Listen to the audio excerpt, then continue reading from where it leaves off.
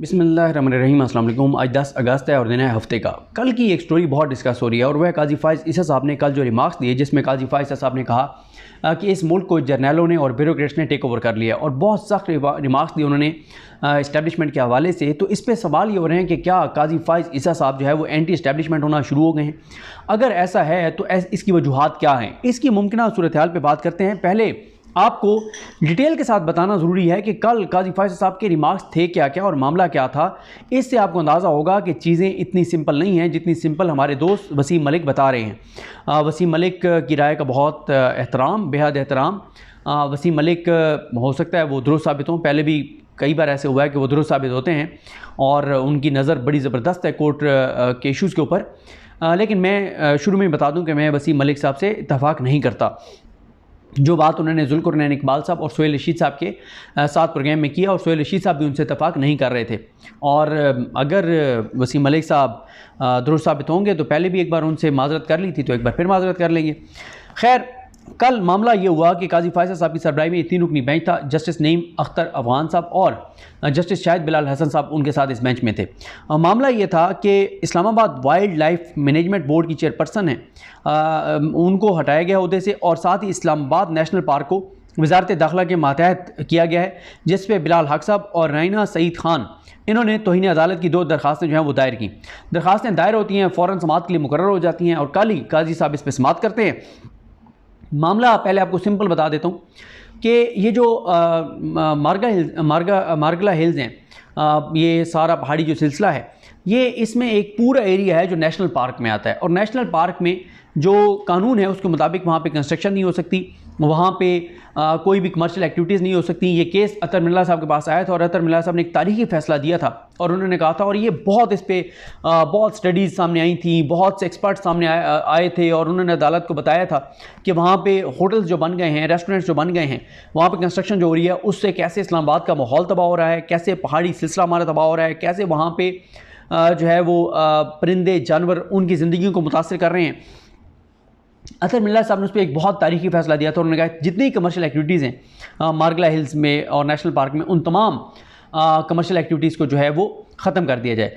फिर वो फ़ैसला सुप्रीम कोर्ट में चैलेंज हुआ, सस्पेंड हुआ, फिर काजी साहब ने उसको सुना और काजी साहब ने बरकरार रखा अतर मिल्ला साहब के उस फ़ैसले को जो अतर मिल्ला साहब का फ़ैसला था।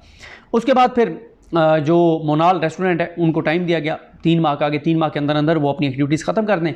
और कल से आपने एक वीडियो क्लिप भी देखा होगा जिसमें ज़ाहिर है जब लोग बेरोज़गार होते हैं तो बड़ी तकलीफ से सूरत हाल होती है। जब उनको लेटर्स थमाए गए तो वो एक बड़ी जज्बाती से एक वीडियो भी सामने आई। अब इसमें हुआ ये कि ये जो राइना सईद खान साहब हैं, इनको ये थी वाइल्ड लाइफ मैनेजमेंट बोर्ड की चेयरपर्सन, जिनका उस केस में बड़ा अहम रोल था। और एक तो इनको उहदे से हटा दिया गया, दूसरा जो नेशनल पार्क है इसको मोहसिन नकवी की वजारत के मातहत कर दिया गया, वजारत मौसमियाती तब्दीली से लेकर यह मामला आया और तौहीन अदालत लग गई। तो उमर एजाज़ गिलानी साहब जो हैं, ये बड़े ज़बरदस्त लाइक वकील हैं, ये उनकी तरफ से पेश हुए। तो जब समाअत शुरू हुई तो additional attorney general Malik Javed Iqbal महन साहब जो हैं वो पेश हुए।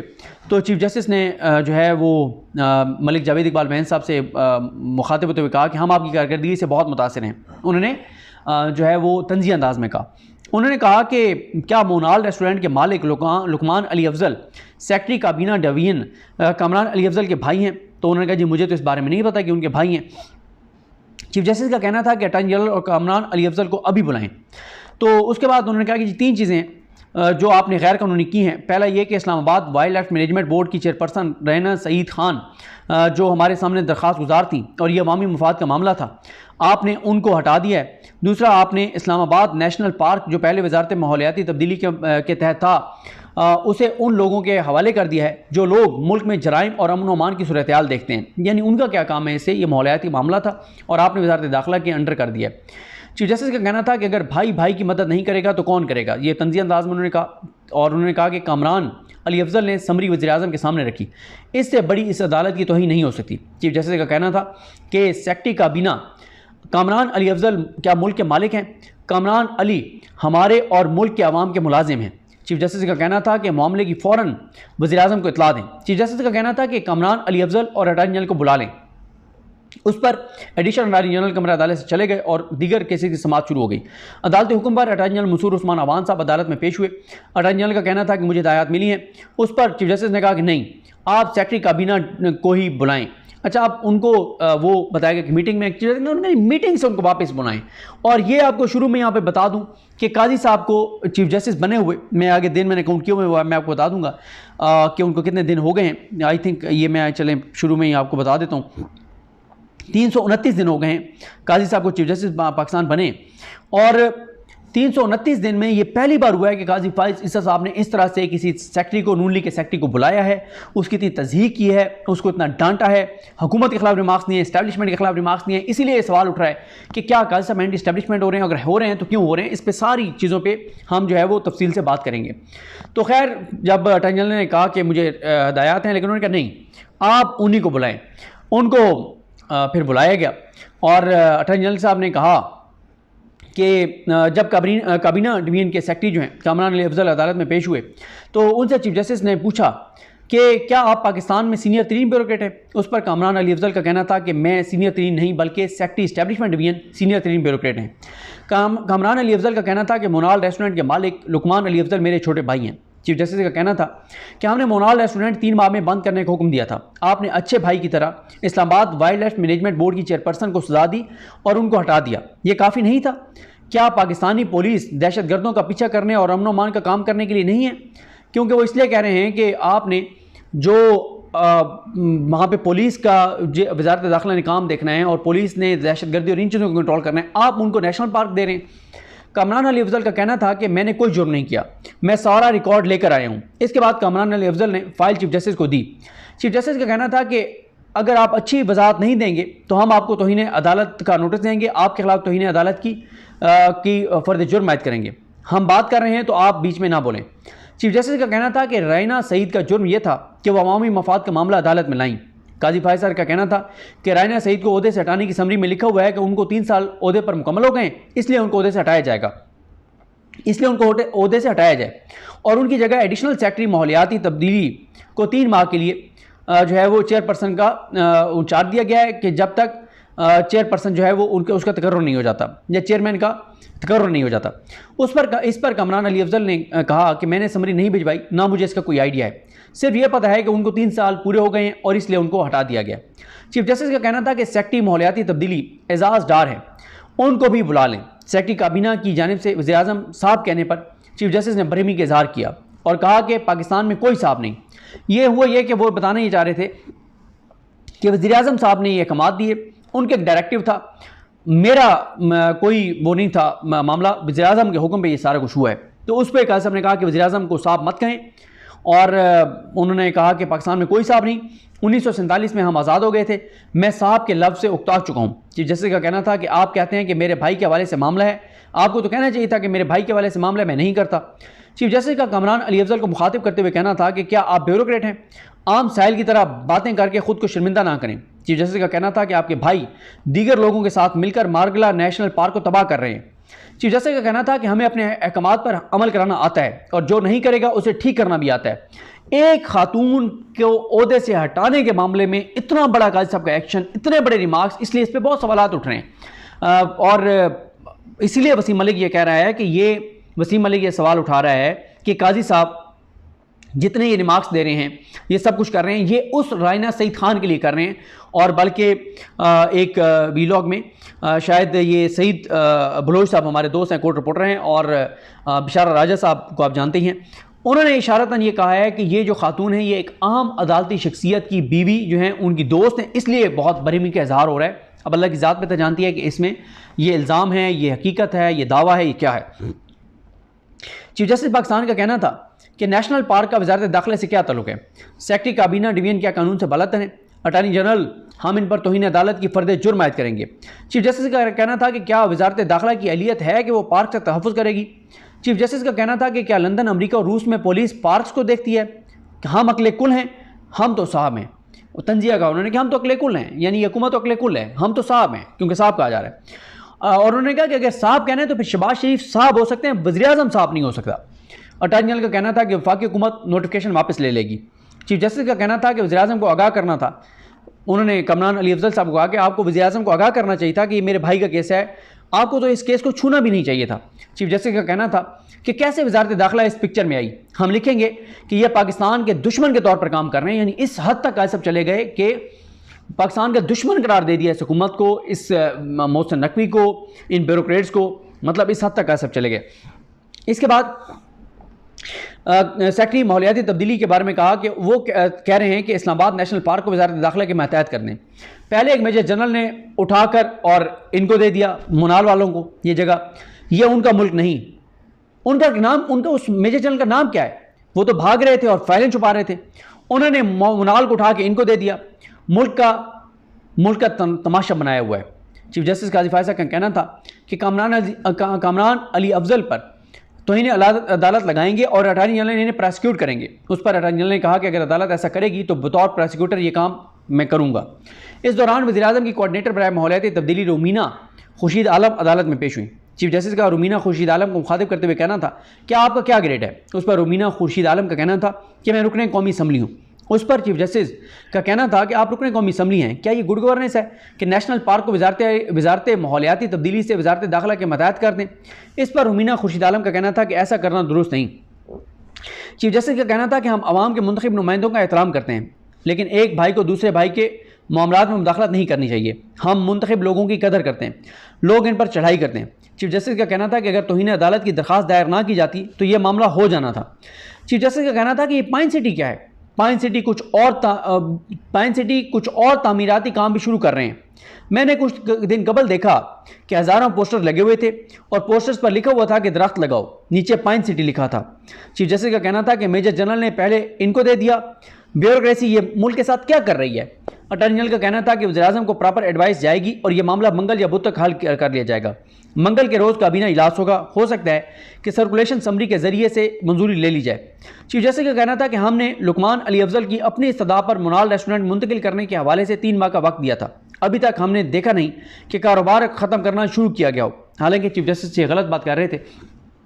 उन्होंने अपने मुलाजमीन को नोटिस दे दिए हैं और प्रोसेस जो है उसका शुरू हो चुका है। चीफ जस्टिस का कहना था कि नंबर 1 चेयरपर्सन का तबादला कर दिया, नंबर 2 नेशनल पार्क वजारत दाखिला के मातहत कर दिया, नंबर 3 हाउसिंग स्कीम बनाओ। अटॉर्नी जनरल का कहना था कि मंगल को काबीना का इजलास है, यह मामला काबीना के सामने रखा जाएगा। चीफ जस्टिस का कहना था कि पाइन सिटी का मुकम्मल रिकॉर्ड लाएं। सेक्रेटरी काबीना डिवीजन का कहना था कि अगर उन्होंने कोई नागवार बात की है तो वह इस पर माजरत खां हैं। अदालत के एहतराम में अदालती सवालों का जवाब देने की कोशिश कर रहे थे। चीफ जस्टिस का कहना था कि माजरत करनी है तो पाकिस्तान के अवाम से करें, हम पाकिस्तान के अवाम के हवाले से मुतफक्कर हैं। अटॉर्नी जनरल ने कामरान अली अफजल को खामोश करवाने की कोशिश की तो उस पर चीफ जस्टिस का कहना था कि अटॉर्नी जनरल सेक्रेटरी काबीना के इज़हार राय के हक़ को दबा रहे हैं। कामरान अली अफजल का कहना था कि नेशनल पार्क को वजारत दाखिला के मातहत करने की समरी एडिशनल सेक्रेटरी वज़ीर-ए-आज़म ऑफिस सारा असलम ने भिजवाई थी, मैंने समरी नहीं भिजवाई थी। चीफ जस्टिस ने कामरान अली अफजल से इस्तफसार किया कि आपने सवाल नहीं किया, आप सेक्रेटरी हैं, आप रूल्स के गार्डियन हैं, रूल 10 के बारे में आप क्या कहते हैं? चीफ जस्टिस का कहना था कि वज़ीर-ए-आज़म साहब नहीं होता बल्कि नाम के साथ साहब लिखते हैं। गुलामी की जंजीरें तोड़ दें, हमारे बुजुर्गों ने गुलामी की जंजीरें तोड़ दी थी। गोरे को बुलाएं, वो अच्छा मुल्क चला लेगा। चीफ जस्टिस का कहना था कि अगर हम कहें कि कानून उठाकर बाहर फेंक दें तो क्या बाहर फेंक देंगे? चीफ जस्टिस का कहना था कि बादी नज़र में नोटिफिकेशन तौहीन अदालत है। हालांकि इस पे जुल्फ़िकार इकबाल साहब ने दुरुस्त कहा कि कोई तौहीन अदालत नहीं है, क्योंकि अदालती हुक्म में यह नहीं था कि राइना सईद खान को आपने नहीं हटाना या इस वाइल्ड लाइफ मैनेजमेंट या नेशनल पार्क को आपने वज़ारत दाखिला के अंडर नहीं करना। ऐसे कोई अदालती अहकामात नहीं थे। फिर क्या सब इतने जज्बाती क्यों हो गए? उस पर आएंगे, बात करेंगे क्या वजूहत है। अटॉर्नी जनरल का कहना था कि जी कैसे को कहा कि आप थोड़ा सा टाइम दे दें, सर्कुलेशन समरी के जरिए नोटिफिकेशन वापस हो जाएगा और इस पर अमल दरामद नहीं होगा, आप बेफिक्र हो जाएं। चीफ जस्टिस का कहना था कि रूल ऑफ द गेम सीखें, अगर अदालती हुक्म पर अमल नहीं करेंगे और आप हमें मजबूर करेंगे तो हम तौहीन अदालत का नोटिस जारी करेंगे। अटॉर्नी जनरल का कहना था कि वो चैम्बर में पेशरफ्त के हवाले से बता देंगे। इस पर चीफ जस्टिस का कहना था कि चैम्बर में नहीं बल्कि खुली अदालत में बताएं। चीफ जस्टिस का कहना था कि केस की समाअत 15 अगस्त को रख लेते हैं। चीफ जस्टिस का हुक्म लिखवाते हुए कहना था कि राइना सईद खान को ओहदे से हटाने को नोटिफिकेशन 19 जुलाई का है, जिसमें कहा गया कि एडिशनल सेक्रेटरी वजारत माहौलियाती तब्दीली को ओहदे का इजाफी चार्ज दिया जाए। बदनीयती की निशानदेही की गई है कि कामरान अली अफजल लुकमान अली अफजल के भाई हैं। चीफ जस्टिस का कहना था कि क्या सेक्रेटरी माहौलियाती तब्दीली एजाज डार आ गए? उस पर सेक्रेटरी माहौलियाती तब्दीली रोस्टम पर आ गए। चीफ जस्टिस का उनसे मुकालमा करते हुए कहना था कि क्या आप DMG अफसर हैं? उन्होंने उस पर एजाज डार का कहना था कि वो ग्रेड 22 के DMG अफसर हैं। एजाज डार का कहना था कि उन्होंने राइना सईद को ओहदे से हटाने की समरी नहीं भिजवाई। चीफ जस्टिस ने इंदिया भी दिया कि अगर कोई गलत बयानी अदालत से करेगा तो ये तौहीन अदालत होगा और उसको जेल भेजा जाएगा। चीफ जस्टिस का कहना था कि क्या हम में से किसी में सच बोलने की अहलियत नहीं है, आपको हम तौहीन अदालत का नोटिस जारी कर सकते हैं। चीफ जस्टिस का कहना था कि दरख्वास्त दायर करने या तफसीली फैसला करने से पहले जो है वो इस तरह से आप हटा सकते हैं। और उन्होंने कहा कि क्या आपको ये नोटिफिकेशन करने का आपकी बीवी ने कहा था, मतलब किसी ब्यूरोक्रेट जितना भी हमें उस पर हो उसको इसकी तस्दीक करना कि आपकी बीवी, या चीफ जस्टिस समझते हैं कि पाकिस्तान में हर शख्स जो गलत काम करता है वो अपनी बीवी के कहने पे करता है। ज़ाहिर है शायद उन्हें इस बात की रियलाइजेशन हो रही है कि बहुत सी आला अदालती शख्सियात जो है वो अपनी बीवी के कहने पे बहुत से गलत काम करती हैं, लोगों के ख़िलाफ़ फ़ैसले करना, लोगों को सज़ाएँ देना, उनके ख़िलाफ़ चीज़ें करना, उनके केसेस ना लगाना। उन्हें लगता है कि सारे लोग ही शायद अपनी बीवियों के कहने पर ये काम करते होंगे। उसके बाद काज़ी साहब ने कहा कि क्या इस्लामी जमहूरियत पाकिस्तान में सच बोलना इतना मुश्किल है? क्या उन्होंने फिर यहाँ पे सेक्रेटरी माहौलियाती तब्दीली का कहना था कि उन्हें वज़ीर-ए-आज़म की कोऑर्डिनेटर बराए माहौलियाती तब्दीली ने कहा था कि इनको ओहदे से हटा दिया जाए। उस पर रुमीना खुर्शीद आलम का कहना था कि मैंने नहीं कहा, वो फ़ौरन ही मुकर गई। तो चीफ जस्टिस जो है उन्होंने सेक्रेटरी माहौलियाती तब्दीली से मुकालमा करते हुए कहा कि जो ये कहेंगी आप वो कर देंगे। तो सेक्रेटरी ने कहा कि वज़ीर-ए-आज़म की कोऑर्डिनेटर हैं, इनको वज़ीर-ए-आज़म मुकर्रर किया है। तो चीफ जस्टिस ने कहा कि ये आप अच्छी वजाहत नहीं देंगे तो हम आपको तौहीन अदालत का नोटिस जारी करेंगे। चीफ जस्टिस का कहना था कि क्या गैर मरई क़ुव्वतें वज़ारत चला रही हैं, क्या आप लोग पाकिस्तान, ये आप क्या कर रहे हैं पाकिस्तान के साथ? चीफ जस्टिस ने कहा कि पार्लियामेंट कानून पास करे और सदर इस पर दस्तखत ना करे, क्या कानून इस बात की इजाज़त देता है? सेक्रेटरी माहौलियाती तब्दीली का कहना था कि पार्लियामेंट ने 2023 में कानून पास किया, ताहम सदर ने मंजूरी नहीं दी थी और इस दौरान कौमी असम्बली तहलील हो गई। चीफ जस्टिस का अटॉर्नी जनरल का मुखातिब करते हुए कहना था कि वफाकी सेक्रेटरीज़ की कानून की क्लास करवाएं। चीफ जस्टिस का कहना था कि हम भी मालूम करेंगे कि किसके कहने पर यह हुआ है, ये कहीं या ये कहें कि मैं खुफिया लोगों की खिदमत कर रहा हूँ। उन्होंने सेक्रेटरी को कहा कि या तो आप कहें कि मैं खुफिया लोगों की खिदमत कर रहा हूँ, यहाँ पे एजेंसीज की तरफ काज़ी साहब का इशारा था। उसके बाद काज़ी साहब ने कहा कि जिनके कहने पे आप कर रहे हैं या तो कहें कि वो पाकिस्तान के आइन को नहीं मानता। चीफ जस्टिस का कहना था कि क्या वजारत माहौलियाती तब्दीली से वजारत दाखिला के मातहत करना दुरुस्त है? इस पर सेक्रेटरी माहौलियाती तब्दीली का कहना था कि ये नहीं होना चाहिए था। सेक्रेटरी का कहना था कि मुझसे मुशावरत नहीं की गई। चीफ जस्टिस का कहना था कि वज़ीर-ए-आज़म से आपने कहा कि ये अच्छा नहीं है, ये ना करें, क्या कोई इख्तिलाफ करना रिकॉर्ड पर है? वज़ीर-ए-आज़म से जाकर बात करने का आपने सोचा ही नहीं, आपको तो वज़ीर-ए-आज़म से बात करनी चाहिए थी, आप सेक्रेटरी उनको बताना चाहिए था। चीफ जस्टिस ने सेक्रेटरी माहौलियाती तब्दीली से सवाल किया कि क्या आप बच्चे हैं? इस पर एजाज डार का कहना था कि उन्होंने कहा कि क्या आपके बच्चे हैं? उस पर उन्होंने कहा कि मेरे बच्चे नहीं हैं। तो चीफ जस्टिस ने कहा कि पाइन सिटी जो बन रहा है उसमें ना रुकावट डालिएगा, जहाँ पे रुकावट डाली है उसमें ना रुकावट डालिएगा। चीफ जस्टिस का कहना था कि ये ब्यूरोक्रेसी की हालत है कि ये अपने भाइयों के काम करते हैं। लुकमान अली अफजल सेक्रेटरी काबीना के सगे भाई हैं, ये काम ऐसे ही हो गया, आम लोगों के काम तो होते नहीं हैं। आप वज़ीर-ए-आज़म की खिदमत करेंगे या पाकिस्तान के अवाम की खिदमत करेंगे? चीफ जस्टिस का सेक्रेटरी माहौलियाती तब्दीली से मुकालमा करते हुए कहना था कि अखबार में खबर लगी थी, आपने पढ़ी नहीं या आपको किसी ने बताया नहीं। वजारत के 197 मुलाजिम हैं। मारगला नेशनल पार्क वजारत दाखिला को चला गया। वजारत दाखिला को और कोई काम नहीं है? क्या मुल्क में दहशत गर्दी ख़त्म हो गई है? क्या मुल्क के बॉर्डर महफूज हो गए हैं? क्या पाकिस्तान में आपको कत्ल 10 साल बाद होता है? क्या पाकिस्तान में अमन अमान ठीक है? क्या इनके बाकी काम ख़त्म हो गए हैं कि सारे काम इनको दे दें? ठीक है, फिर तालीम भी इनको दे दें, सेहत भी इनको दे दें, कानून की वजारतें भी इन्हें दे दें, एक ही वजारत बना दें, सब कुछ वजारत दाखिला को दे दें, इशारतन यानी मोहसिन नकवी को दे दें। चीफ जस्टिस का कहना था कि काबीना सेक्रेटरी जो हैं, अच्छा यहाँ पे काबीना सेक्रेटरी ने कहा कि नेशनल पार्क को वजारत दाखिला के मातहत करने के हवाले से काबीना की मंजूरी नहीं ली गई, काबीना की मंजूरी की ज़रूरत नहीं थी और यह वज़ीर-ए-आज़म की सवाबदीद है, जबकि पहले केसेस में काबीना की मंजूरी ली गई थी। सेक्रेटरी माहौलियाती तब्दीली का कहना था कि नेशनल पार्क वजारत दाखिला के मातहत नहीं होना चाहिए। अटॉर्नी जनरल का कहना था कि नेशनल पार्क का इंतजामी कंट्रोल वजारत माहौलियाती आलूदगी के पास ही होना चाहिए। वज़ीर-ए-आज़म को मुनासिब एडवाइस नहीं मिली। वज़ीर-ए-आज़म और काबीना की तवज्जो इस तरफ दिलाएंगे। पाइन सिटी की तफसीलात और बैनर्स के हवाले से भी बताएँ। काजी फैसल साहब ने कहा कि पाइन सिटी के हवाले से भी बताएँ, तफसीलात दें और क्या इन्होंने CDA ने इनको मंजूरी दी। अटॉर्नी जनरल ने यकीन दहानी कराई कि अगली समात तक चीज़ों को के हवाले से अदालत को बताया जाएगा। अब आएँ इस पॉइंट पे कि पहले तो यह है कि ये दरख्वास्त है ये फ़ौरन लग गई और काजी साहब को फैक्ट का भी पूरा पता था। काजी साहब ने काबिल समात होने पे भी नहीं पूछा कि कैसे तौहीन अदालत है, किस ऑर्डर की तौहीन अदालत है, कहाँ ऐसा हुक्म था जिसकी खिलाफ वर्जी हुई तौहीन अदालत है, कुछ नहीं पूछा और पहले कभी उन्होंने किसी को इस तरह से तलब नहीं किया जो इस तरह से किया है। अब इसकी वजूहात क्या हैं? देखें, तरह तरह की बातें हो रही हैं शहर इक़्तिदार में कि काजी साहब ने जो कल जो गाजी साहब ने रिमार्क्स दिए हैं बहुत सख्त, और कहा कि ये मुल्क ब्यूरोक्रेट्स ने और जनरलों ने टेक ओवर कर लिया है और हम ये कर देंगे, तौहीन अदालत की कार्रवाई करेंगे, इजाज़त नहीं देंगे और तौहीन अदालत सुप्रीम कोर्ट के फैसले में अमल दरामद करवाएंगे। इसकी वजूहत क्या हैं? क्या काजी साहब और नून लीग में कोई धुरियाँ बढ़ रही हैं? हुआ क्या है? देखें, 4-5 सिनेरियो हैं जो आपके सामने मैं रख देता हूँ।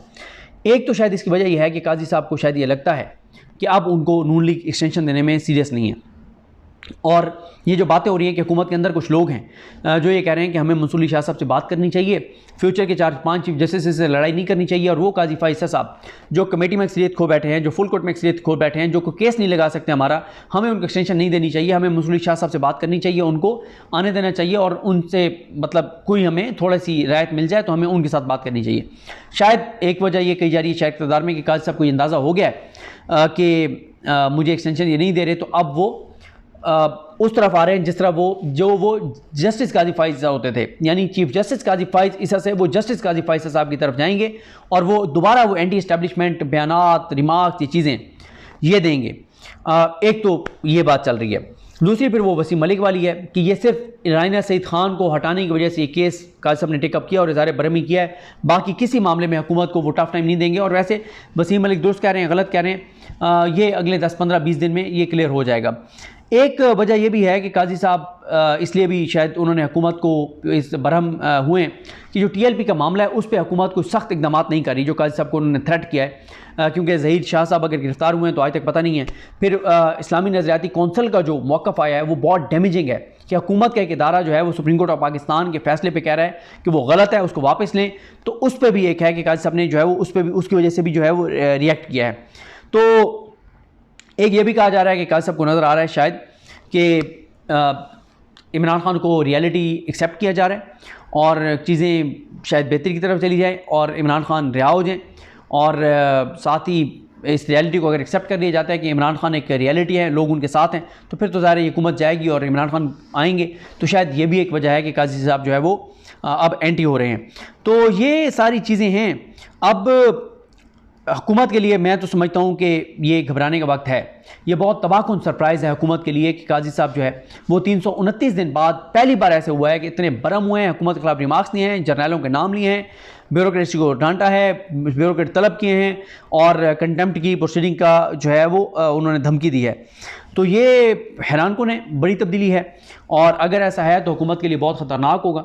फिर तो काजी साहब किसी हद तक भी जा सकते हैं और हुकूमत के घबराने का वक्त तो फिर आ गया है, और है ये हैरानकुन तब्दीली, ये इतनी सादा बात नहीं है। तो बहरहाल जी देखते हैं इसकी वजूहत क्या है, अगले 2 हफ्तों में 3 हफ्तों में चीज़ें क्लियर हो जाएंगी। मुझे अपनी दुआ में याद रखें। अलगनीम हम सबका हामी नासर। अल्लाह हाफ़िज़।